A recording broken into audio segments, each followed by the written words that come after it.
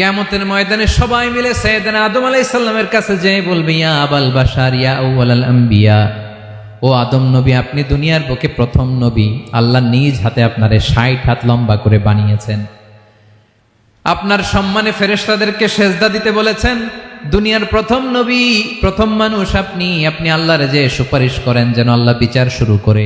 আদম আলাইহিস সালাম বলবেন, আমি পারবো না, মাফ করো আমাকে, আমি পারবো না। ওই যে ভুল করে গন্ধম খেয়ে ফেলেছি, নিষিদ্ধ গাছের ফল খেয়ে ফেলেছে, আমি বড় লজ্জিত, অনুতপ্ত, আমি পারবো না।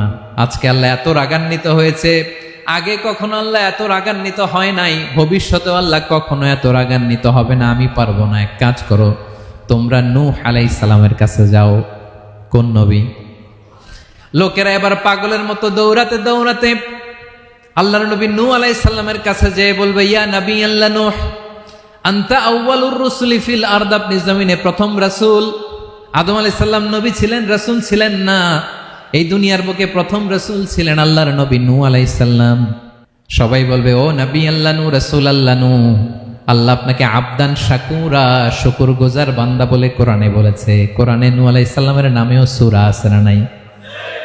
আপনি আল্লাহর প্রিয় বান্দা, প্রিয় রাসূল। দেখেন আমাদের কি দশা, ঘামতে ঘামতে শেষ।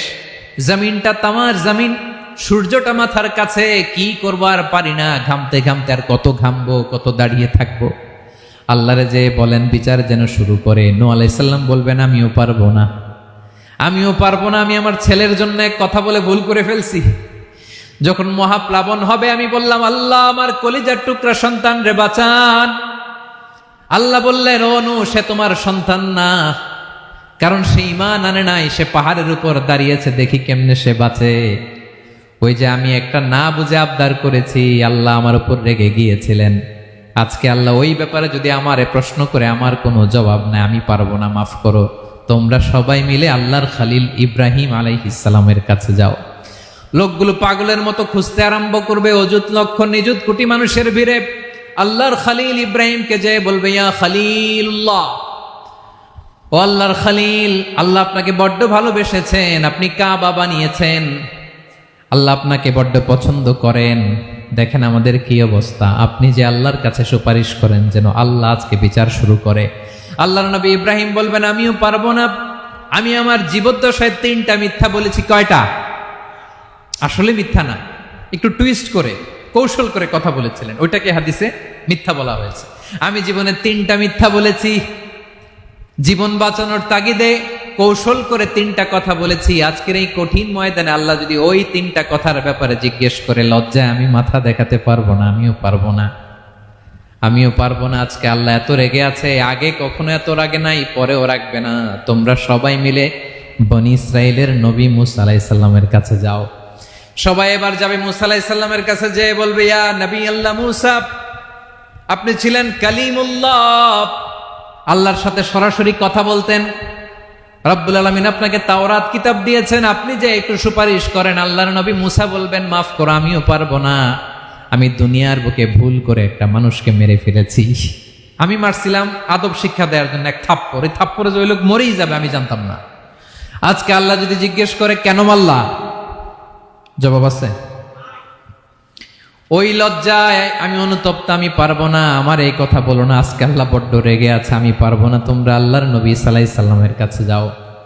কিয়ামতের ময়দানে মানুষগুলো পাগল পাড়া হয়ে আল্লাহর নবী ঈসা আলাইহিস সালামের কাছে যাবে, যে বলবে, নবী ঈসা আপনি রূহুল্লাহ, বাবা ছাড়া আল্লাহ আপনাকে বানিয়েছেন, ইনজিল কিতাব দিয়েছেন, মৃত মানুষকে আপনি জীবিত করতে পারতেন। আজকের এই কঠিন বিপদের দিনে আপনি আমাদের সাহায্য করেন। আল্লাহর কাছে যে বলেন যেন বিচার শুরু করে। ঈসা আলাইহিস সালাম বলবেন, আমিও পারবো না। ইন্নী উবিদতু মিন দুনিল্লাহ, আমার উম্মত খ্রিস্টানেরা আল্লাহরে বাদ দিয়ে আমি ঈসার ইবাদত করেছে।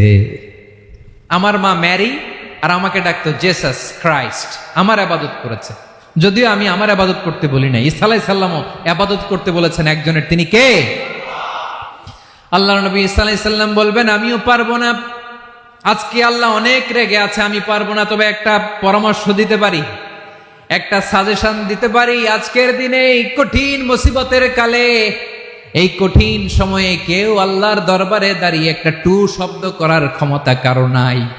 একমাত্র আখিরি জামানার পয়গাম্বর বিশ্বনবী মুহাম্মদুর রাসূলুল্লাহ ছাড়া। মানুষগুলো এবার আগুনের মধ্যে পানি দিলে যেমনি আগুন নিভে যায়, দাউ দাউ করা হৃদয়ে জ্বলন্ত আগুন তাদের ঠান্ডা হবে। কিয়ামতের ময়দানে ওই বিভীষিকাময় সময়ে মুসিবতের কালে মানুষগুলো পাগল হয়ে বিশ্বনবীকে খুঁজতে আরম্ভ করবে। সবাই মিলে বিশ্বনবীর কাছে যেয়ে বলবে, ইয়া রাহমাতাল লিল আলামিন, ইয়া খাতামান নবীন, রাহমাতাল লিল আলামিন। দেখেন আমাদের কি অবস্থা, কি কঠিন বিপদে আমরা আছি, দাঁড়াতে পারি না, সূর্যের আলোতে ঘেমে হয়রান। আজকে কেউ সুপারিশ করতে পারবে না। সব নবীরা অপারগতা স্বীকার করেছে, তারা বলেছে আপনি ছাড়া কেউ নাকি আল্লাহর সামনে দাঁড়াতে পারবেন না, আপনি একটু সুপারিশ করেন। বিশ্বনবী বলবেন, আসো আসো, আজকের দিনে আমি ছাড়া আল্লাহর সামনে কেউ দাঁড়াতে পারবে না। বিশ্বনবী মাকামে মাহমুদে যে আল্লাহু আকবার বলে সিজদায় লুটিয়ে পড়বেন।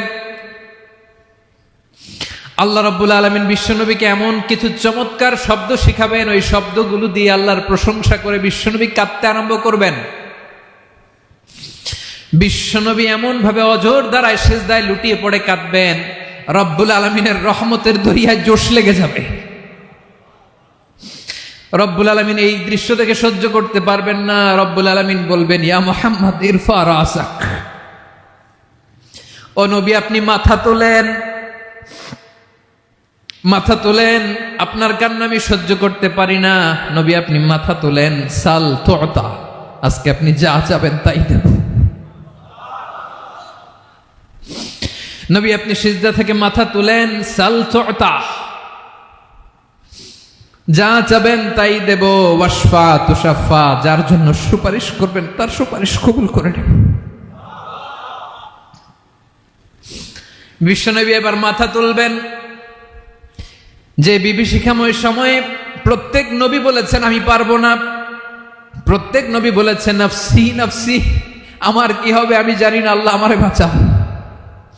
প্রতিটি নবী বলবেন নফসি নফসি, আল্লাহ তুমি আমারে বাঁচাও, আমারে বাঁচাও। বিশ্বনবী মাথা তুলবেন, তুলে বলবেন রব্বি হাবলি উম্মতি, আল্লাহ তুমি আমার গুনাহগার উম্মতকে বাঁচাও।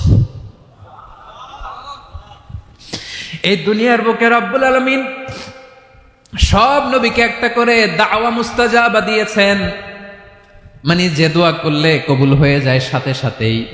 দাও বিহা, দুনিয়ার সব নবীরা ওই দোয়াটা দুনিয়ায় করে ফেলেছে। সব নবীকে আল্লাহ একটা করে দোয়া দিয়েছেন, নবী দোয়া করলেই কবুল। সব নবীরা ওই দোয়া করে ফেলেছে দুনিয়াতে। বিশ্বনবী বলেন আমি করি নাই। ওয়া ইন্নী আখতাবিউ দাওয়াতি শাফাআতান লি উম্মতি ইয়াউমাল কিয়ামাহ, আমার ওই স্পেশাল দোয়াটা আমি দুনিয়ার বুকে কঠিন বিপদে পড়েও কোনোদিন করি নাই। আমি আমার স্পেশাল দোয়াটা কিয়ামতের দিন আমার গুনাহগার উম্মতকে সুপারিশের জন্য রেখে দিয়েছি।